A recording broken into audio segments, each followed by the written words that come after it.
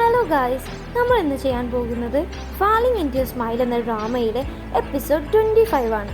ഈ എപ്പിസോഡ് തുടങ്ങുന്നത് ചെങ്ങിൻ്റെയും ടോങ്ങിൻ്റെയും അഫെയർ എല്ലാം അറിഞ്ഞ് റിവീൽ ചെയ്തതിന് ചെങ്ങിൻ്റെ അമ്മ നേരെ ഓഫീസിലേക്ക് അവരെ രണ്ടുപേരെയും വിളിപ്പിക്കുന്നത് കാണിച്ചുകൊണ്ടാണ്. ചെങ്ങിൻ്റെ അമ്മയാണെങ്കിൽ ഈ റിലേഷൻ അധികമൊന്നും മുമ്പോട്ട് പോകില്ല, ഇത് നിങ്ങളുടെ ഫാൻസിനെയൊക്കെ ബാധിക്കും, അവരൊക്കെ കുറയും, അവർ നിങ്ങളെ സപ്പോർട്ട് ചെയ്യാതെയാകും എന്നെല്ലാം പറയുന്നുണ്ട്.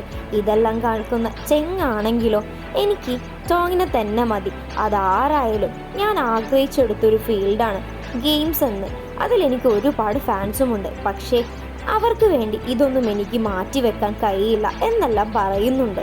അതേസമയം ഇവരുടെ ഇഷ്ടമെല്ലാം റിവീൽ ചെയ്തത് കാണുന്ന ലേക്ക് ഒരുപാട് ദേഷ്യം പിടിക്കുന്നുണ്ട്. അതേപോലെ ആങ്ങിന് ഒരുപാട് സങ്കടവും തോന്നുന്നുണ്ട്. അങ്ങനെ അമ്മയെ കണ്ട് തിരിച്ചു പോകുന്ന വഴി നേരെ ചെങ് പറയുന്നുണ്ട്, ഞാൻ ചെയ്തത് അല്പം മണ്ടത്തരമായി പോയി എന്നെനിക്ക് തോന്നുന്നുണ്ട്, ഞാനിത് റിവീൽ ചെയ്യാൻ പാടില്ലായിരുന്നു, ഇത് നിനക്ക് എങ്ങനെ ബാധിക്കുമെന്ന് ഒന്നും ഞാൻ ചിന്തിച്ചില്ല എന്നെല്ലാം പറയുമ്പോൾ അതൊന്നും യാതൊരു കുഴപ്പവുമില്ല, നീ ചെയ്തതെല്ലാം ഒരു പ്രശ്നവുമില്ല എന്നെല്ലാം പറഞ്ഞ് അവർ നേരെ ഹഗ് ചെയ്യുന്നതും നേരെ മുമ്പിലിരുന്ന് രേയോ പറയുന്നുണ്ട്, നിങ്ങൾ എന്താണ് കാണിക്കുന്നത്, എടേ ഞാനിവിടെ ഉണ്ട് എന്നുള്ള കാര്യം ഒന്നെങ്കിലും ആലോചിക്കുന്നുണ്ട് എന്നെല്ലാം പറയുന്നുണ്ട്. അങ്ങനെ അവർ ഇതെല്ലാം കഴിഞ്ഞ് നേരെ വീട്ടിലെത്തുന്നതും ഇതേ ടൈം ഇങ്ങനെ അവരുടെ ഇഷ്ടമെല്ലാം അറിഞ്ഞിരിക്കെ തന്നെ എല്ലാം പബ്ലിഷ് ആയിരിക്കെ അവർക്ക് ഒരുപാട് ഫാൻസ് അവരെ എതിരെ നിൽക്കുന്നതും അറിഞ്ഞുകൊണ്ട് ടാൻ നേരെ ലൈവിൽ വന്നപ്പോൾ ഒരുപാട് പേർ അവരെ എതിർത്ത് കുറ്റമായി പറയുന്നുണ്ട്. നീ കേറിയ ഉടനെ തന്നെ ചെങ്ങിനെ നോട്ടുമിട്ടല്ലേ എന്നെല്ലാം പറഞ്ഞു. ഇതെല്ലാം കേട്ട് ടോങ് ആണെങ്കിൽ എനിക്ക് ഇപ്പോഴാണ് സെറ്റായത്, എനിക്ക് അവനെ ഇഷ്ടം കൊണ്ടാണ്, ഞാൻ ഈ ഗെയിമിൻ്റെ പേരിൽ ഇതൊന്നും ഒഴിവാക്കാൻ തീരെ തയ്യാറല്ല എന്നെല്ലാം പറഞ്ഞ് ഈ പറഞ്ഞ് നിന്നെ ഞാൻ ആദ്യം തന്നെ ബ്ലോക്ക് ചെയ്യാൻ പോവുകയാണ് എന്നെല്ലാം പറയുന്നുണ്ട്. അതേസമയം അവിടെ ഇരുന്ന് ചെങ്ങ് ഇതേ ലൈവ് കണ്ട് നേരെ ഞാൻ നിന്നെ ഇനി പഠിപ്പിച്ചു തരാം എങ്ങനെയാണ് ഗെയിം കളിക്കേണ്ടത് എന്നെല്ലാം പറഞ്ഞ് നേരെ ടോങ്ങിൻ്റെ അടുത്തേക്ക് വരുന്നുണ്ട്. എന്നിട്ടാണെങ്കിൽ അവളെ ഇരുന്ന് ഓരോ അങ്ങനെ ചെയ്യ് ഇങ്ങനെ ചെയ്യ് എന്നെല്ലാം പറഞ്ഞ് ആ ഗെയിം പഠിപ്പിക്കുന്നുണ്ട്.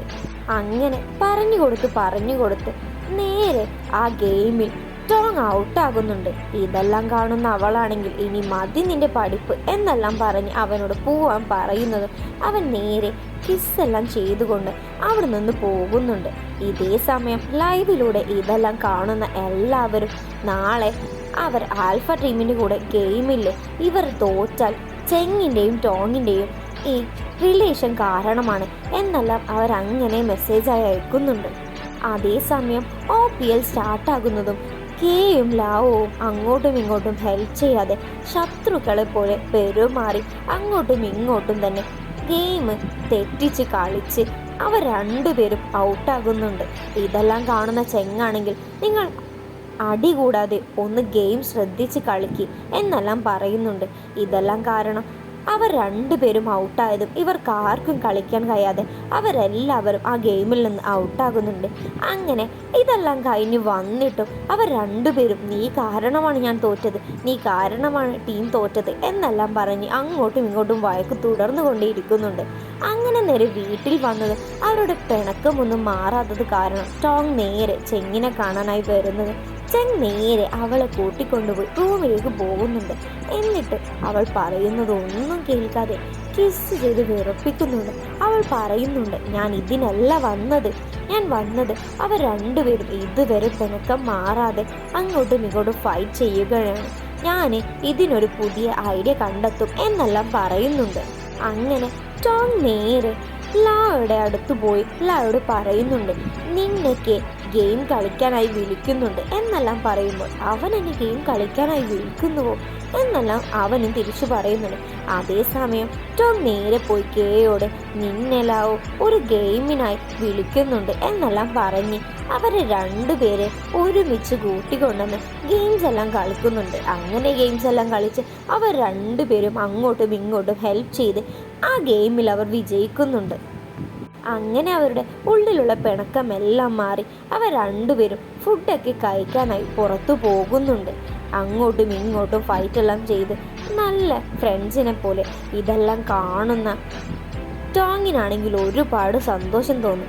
അങ്ങനെ അതെല്ലാം കഴിഞ്ഞ് നൈറ്റ് അവരെ പറ്റി എല്ലാവരും ഓരോ കമൻ്റ് അയക്കുന്നത് കാണുന്ന ടോങ്ങിനാണെങ്കിൽ ഒരുപാട് സങ്കടം തോന്നും.